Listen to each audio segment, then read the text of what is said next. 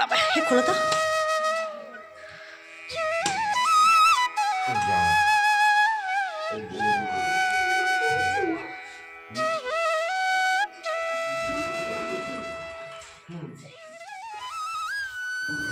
Good morning. আজকেই হলো আমাদের দার্জিলিং ভ্রমণের শেষ দিন। শেষ দিনে সকালবেলায় কাঞ্চনজঙ্ঘার অল্প একটু দেখা পেয়েছি, তো সেটাই একটু আপনাদের সঙ্গে শেয়ার করি। লম্বা বেশ 6-7 দিনের যে ছুটি কাটালাম, আজকে আমাদের ছুটির শেষ সকাল। আগামী সকালে আমরা বাড়িতে। ব্যাগপত্র মোটামুটি গুছিয়ে নিলাম, আর কয়েকটা জায়গা ঘোরার বাকি রয়েছে, সেই জায়গাগুলো ঘুরে সোজা চলে যাব নিউ জলপাইগুড়ি স্টেশন। এই যে ভিডিও ক্লিপসটা আপনাদের সঙ্গে শেয়ার করছি, এটা চিত্রে টি গার্ডেনের। এটা আমরা গতকালই ঘুরে গেছিলাম, তো এই অংশটা আগের ভিডিওতে শেয়ার করতে পারিনি, আজকে শেয়ার করছি।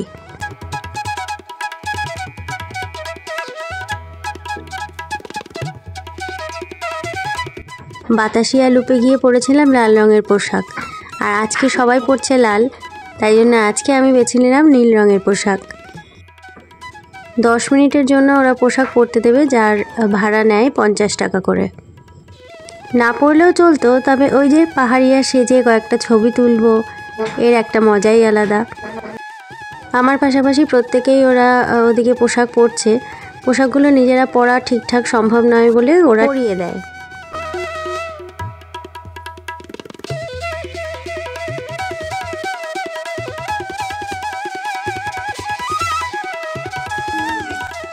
हाय हम इधर है। क्या के हेवी लगते हैं।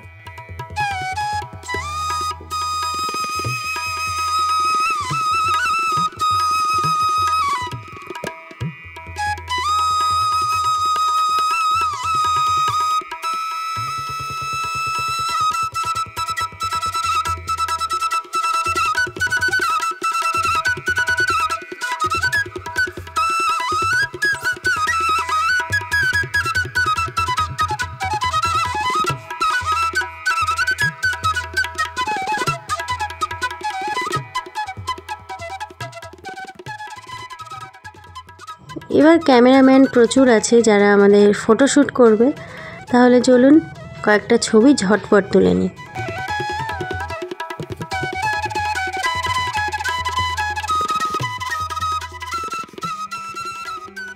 লাগেজপত্র গুছিয়ে গাড়িতে উঠে পড়েছি। হাজার আনন্দের মধ্যেও বাড়ির জন্য তো মন টানছেই। এরই মাঝে দেখুন, আমি যার জন্য দীর্ঘ প্রতীক্ষায় ছিলাম, সেই কাঞ্চনজঙ্ঘা আজকে যেন আমাকে টাটা বাই বাই জানাচ্ছে। আজকে রাস্তা থেকে যেতে যেতেও বারবার চোখে পড়ছে এই কাঞ্চনজঙ্ঘার অপূর্ব সুন্দর চূড়াটুকু।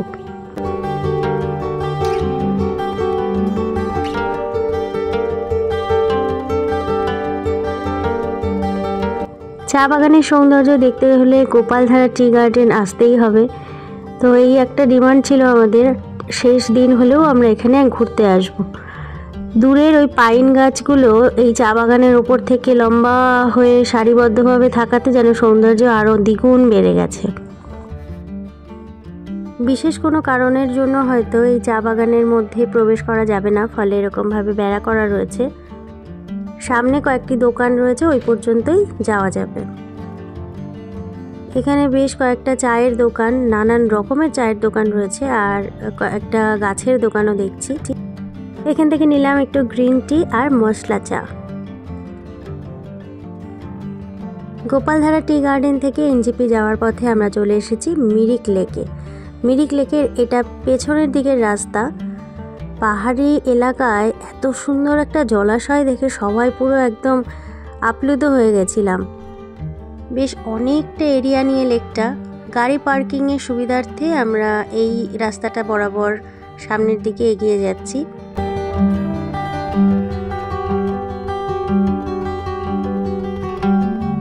মিরিক লেকের সৌন্দর্য অতুলনীয়, আর জলের স্রোত কিন্তু বেশ ভালোই বোঝা যাচ্ছে। জল সামনের দিকে দেখছি ভালোই বয়ে যাচ্ছে।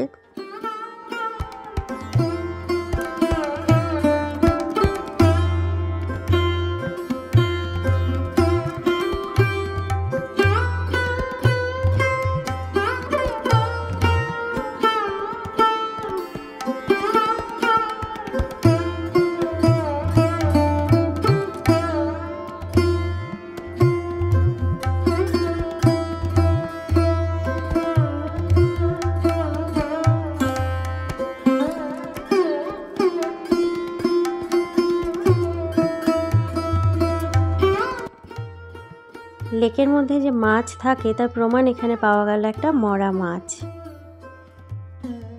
সামনের দিকে এগোতে থাকলে দেখা যাবে বেশ কয়েকটা সারিবদ্ধভাবে ঘোড়ার লাইন, আর লেকের ডান দিকে পাঁচিলের গা বরাবর রয়েছে পাইন গাছ, যার গোড়ায় রয়েছে বেশ কয়েকটা ঘোড়ার আস্তাবল।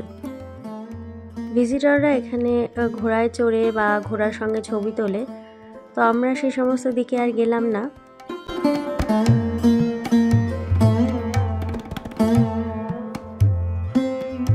লেক পার হওয়ার জন্য এখানে রয়েছে একটা ছোট্ট ব্রিজ।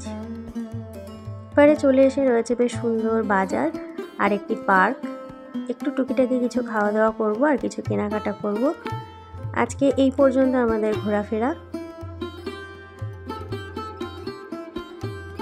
7 দিন ভ্রমণের সমস্ত ডিটেলস ভিডিওগুলো আগের পর্বে আমি সব একে একে শেয়ার করেছি।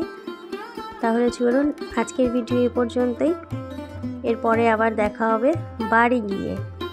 বাড়ি ফেরার যাত্রাপথের ভিডিওটাও অবশ্যই শেয়ার করব। আজকের মতো টাটা।